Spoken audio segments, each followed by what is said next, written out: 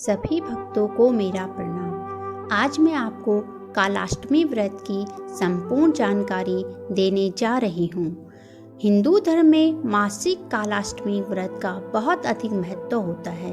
हर माह की कृष्ण पक्ष की अष्टमी तिथि पर मासिक कालाष्टमी का पर्व मनाया जाता है।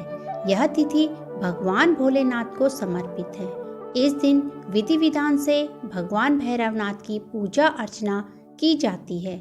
इस पावन दिन सुबह जल्दी उठकर स्नान आदि करना चाहिए।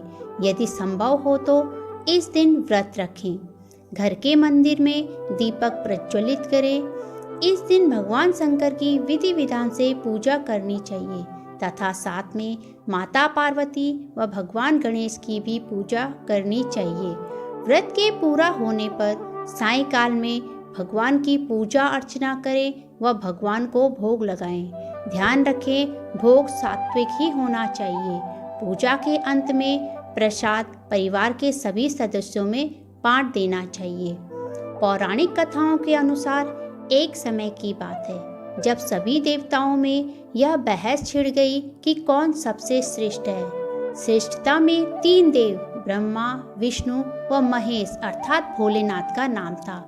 इस बात के निर्णय के लिए देवताओं की एक बैठक बुलाई गई जिसमें सभी देवताओं ने अपने अपने विचार रखे, जिससे भगवान भोलेनाथ व विष्णु जी तो संतुष्ट थे, परंतु ब्रह्मा जी को अपनी श्रेष्ठता सर्वप्रिय थी, जिसके कारण भगवान शंकर को नीचा दिखाने के लिए उन्होंने उन्हें अशब्द कह दिए। इस बात को सुनकर भगवान शंकर को क्रोध आ गया। क्रोध के कारण भगवान शंकर से काल भैरव का जन्म हुआ, जिनका वाहन काला कुत्ता है, जिनके हाथ में छड़ी भी है, जिसके कारण इनको दंडाधिपति महाकालेश्वर के नाम से भी जाना जाता है।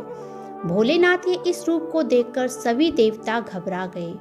काल भैरव ने क्रोध में आकर ब्रह्मा जी के 5 मुखों में से एक मुख काट दिया, जिसके कारण ब्रह्मा जी के 4 ही मुख रह गए।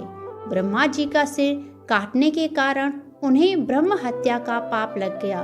क्रोध शांत होने पर काल भैरव जी ने ब्रह्मा जी से माफी मांगी। तब जाकर भगवान भोलेनाथ अपने असली रूप में अवतरित हुए। कहा जाता है कि काल भैरव जी को इस अपराध के लिए दंड भी मिला, जिसके कारण वह इस ब्रह्मांड में घूमते रहे। अंत में वह बनारस पहुंचे, जहां उन्हें अपने दंड से मुक्ति मिली। इसी कारण इनको दंडपाणी भी कहा गया। भगवान शिव की कृपा से काल भैरव जी को माता सती के सभी शक्तिपीठों पर अंग रक्षक के रूप में सदैव विराजमान रहने का आशीर्वाद मिला। यदि आप किसी शक्तिपीठ का दर्शन करने जाते हैं तो आपको उस शक्तिपीठ के पास काल भैरव जी का मंदिर अवश्य मिलेगा। बिना काल भैरव जी के दर्शन के आपकी शक्तिपीठ की यात्रा अधूरी मानी जाती है। वर्तमान समय में काल भैरव की उपासना बटुक भैरव के रूप में प्रचलित है। मान्यता है कालाष्टमी का व्रत करने से व्रती के सभी दुख, रोग और शत्रु पीड़ा दूर हो जाती है। यदि आपको मेरे द्वारा कही गई कथा व दी गई जानकारी अच्छी लगी हो तो मेरे चैनल को सब्सक्राइब कर लीजिए।